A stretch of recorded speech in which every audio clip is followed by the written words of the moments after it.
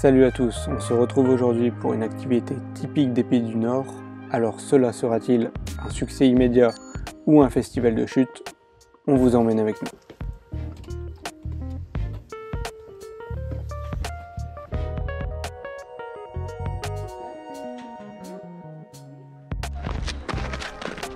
Allez, vamos!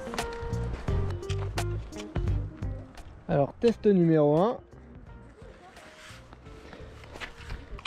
Bon bah aujourd'hui on teste le ski de fond. C'est trop dur!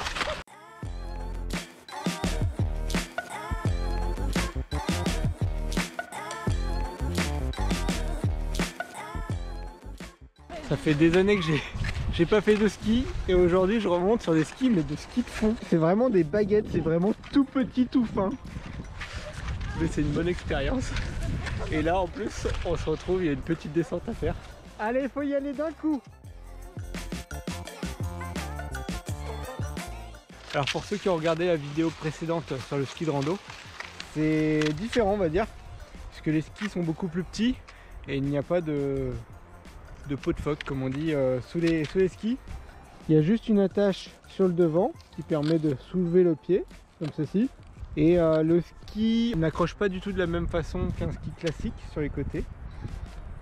C'est vraiment fait pour aller droit devant et faire un peu de skating, donc un peu de patin de gauche à droite. Et les bâtons sont beaucoup plus grands puisque normalement je devrais avoir des bâtons d'1,10 m et là je suis plus sur des bâtons là je suis sur des bâtons d'1,45 m, beaucoup plus grands pour pousser vers l'arrière et prendre un peu plus de vitesse.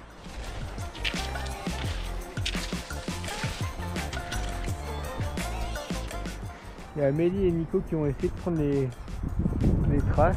Donc là les skis restent bien dans les traces.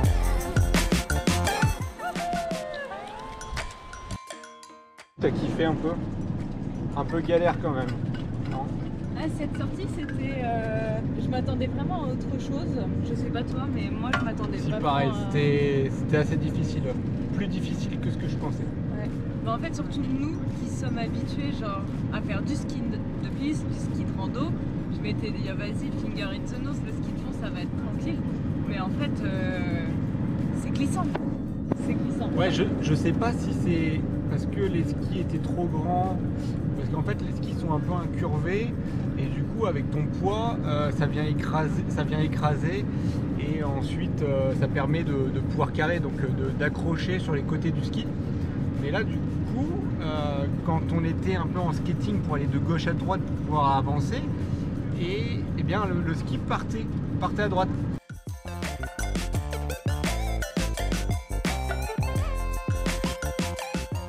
Après une bonne journée de ski, nous reprenons la route direction le spot du soir qui nous offrira un spectacle magnifique.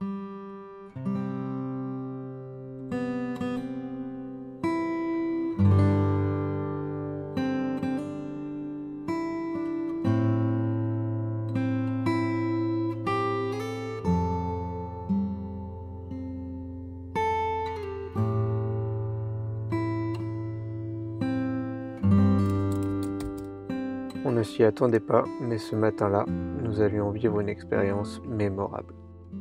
Il y a des partis voir des pêcheurs qui sont en train de pêcher sous la glace.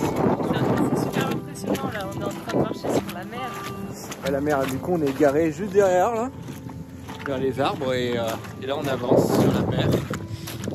La mer gelée, clairement, en dessous, c'est de la glace.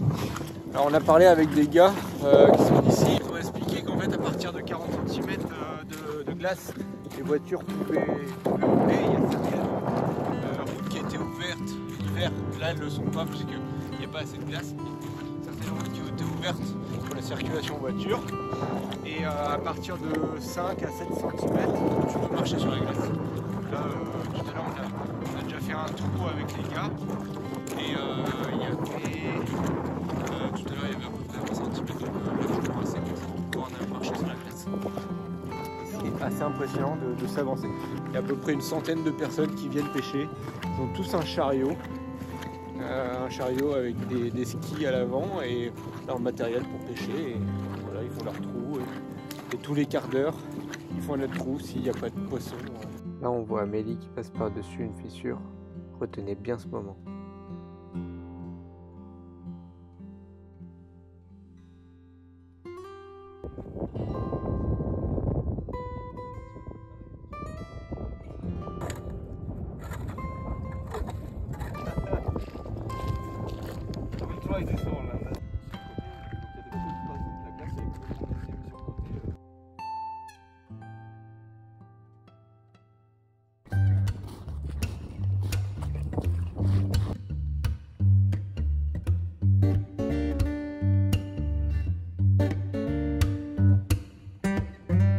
Et voici la fissure après 30 minutes.